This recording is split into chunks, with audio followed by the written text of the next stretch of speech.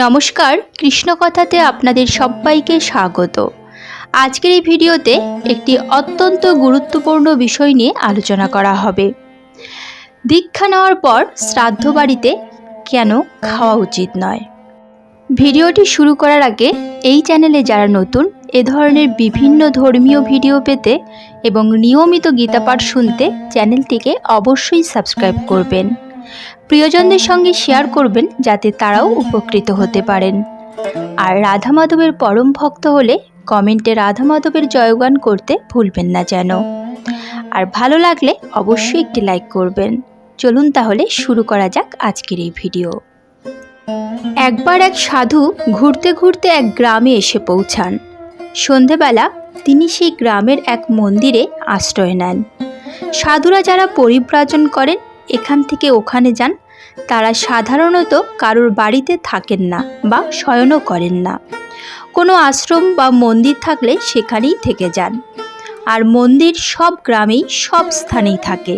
যাই হোক, সেই মন্দিরে শতরঞ্জি ছিল। পাতলেন মন্দিরের যিনি পুরোহিত, তিনি জিজ্ঞাসা করলেন, রাতে কিছু ভোজন করবেন তো? সাধু বললেন, বেশ, চাল ডাল আলু নিয়ে আসুন।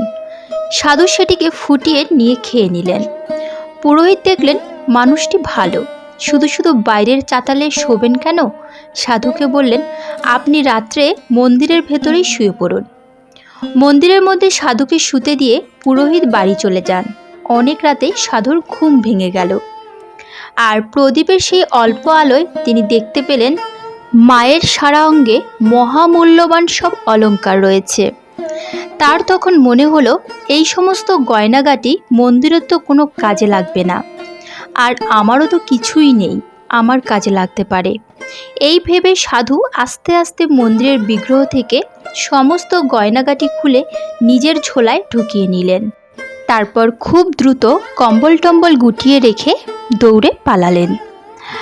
এরপর এই সমস্ত ঘটনা গ্রামবাসী জানতে পারল এবং তারা এতটাই রেগে গেল যে হাতের কাছে যে যা পেল, লাঠি, বাঁশ, ইট, পাটকেল তুলে নিয়ে ঠিক করলো যেমন করে হোক সাধুকে খুঁজে বার করতেই হবে, মেরেই ফেলবো আজ তাকে।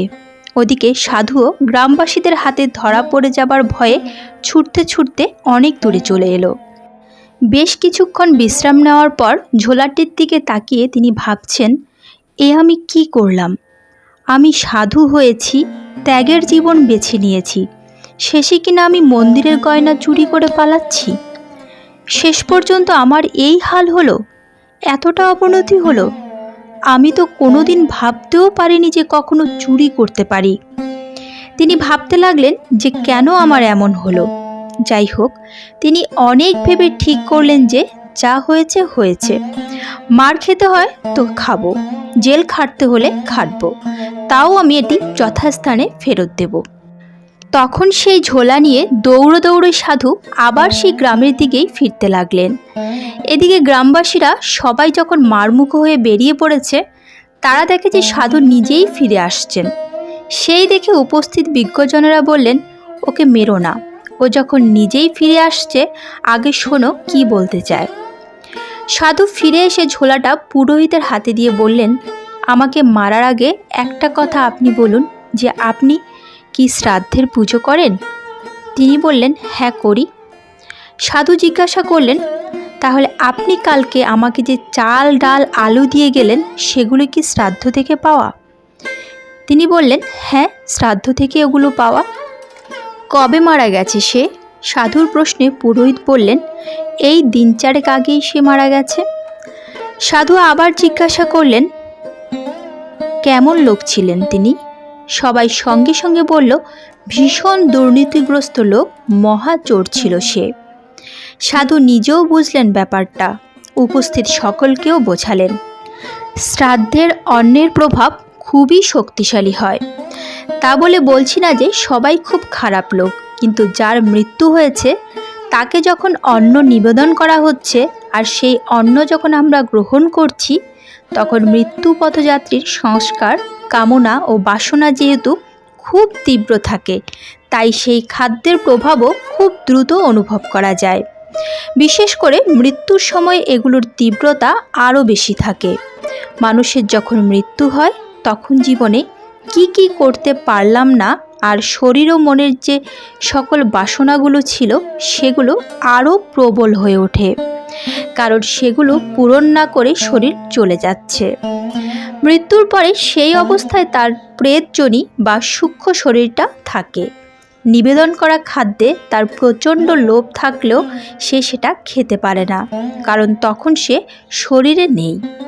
কিন্তু খাদ্যের সাথে যে শুধু স্থূল যোগই থাকে তা নয়, মনের যোগও থাকে।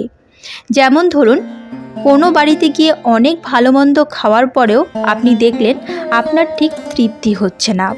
তার কারণ হলো সেই বাড়িতে যেভাবে উপার্জন করা হয় এবং রান্না করা হয় তা তামসিক, আর সেই ভাব সেই খাবারকে দূষিত করেছে বলেই সেই খাদ্য শরীরে প্রবেশ করে আপনার মনকে প্রভাবিত করছে।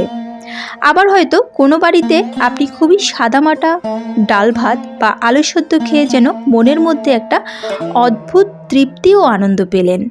তার মানে জানবেন সেই বাড়িতে যেভাবে উপার্জন হয় তা সৎভাবে হয় এবং একটি সেবা ও ভালোবাসার মন নিয়ে রান্না করাও খেতে দেওয়া হয়। সুতরাং খাদ্যের সাথে মনের একটা সম্পর্ক অবশ্যই থাকে। কি মন নিয়ে খাবারটা নিয়ে আসা হয়েছে, কি মন নিয়ে রান্না করা হয়েছে তার উপর নির্ভর করছে তার প্রভাব আমাদের শরীরে কেমন থাকবে।